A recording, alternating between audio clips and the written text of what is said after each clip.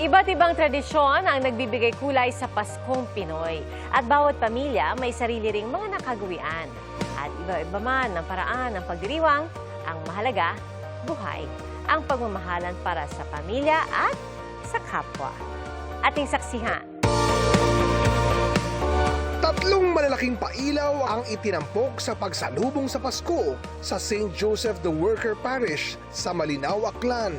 Dalawang malaking parol na hugis tala at isang parol na tila kometa ang nagmula sa altar at itinawid sa loob ng simbahan. Sinisimbolo raw nito ang tatlong haring mago na dumalo kay Jesus sa sabsaban.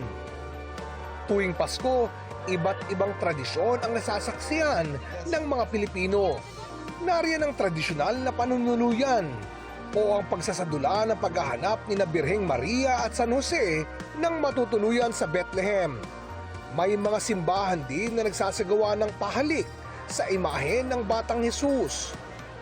Di rin nawawala sa mga simbahan ang classic bibingka at puto bumbong. Buhay pa rin ang caroling. At syempre, pusog sa pagkain at kwento sa mga reunion tuwing Noche Buena. Habang may kantahan, exchange gift at pinagsasaluhan ang lechon. Ang iba naman, tradisyonang mamasyal kasama ang pamilya sa mismong araw ng Pasko. Dagsa ang mga tao sa Luneta, maging sa Dolomite Beach sa Manila Bay. Ilang namasyal sa Dolomite Beach ang dumayo pa mula Bulacan. At dahil si Jesus ang sentro ng pagdiriwang, mahalagang tradisyon ang pagsimba sa mismong araw ng Pasko. Sama-sama ang mga pamilya at magkakaibigan sa Quiapo Church.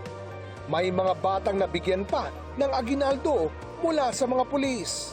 Para sa GMA Integrated News, ako si Oscar Oid, ang inyong saksi.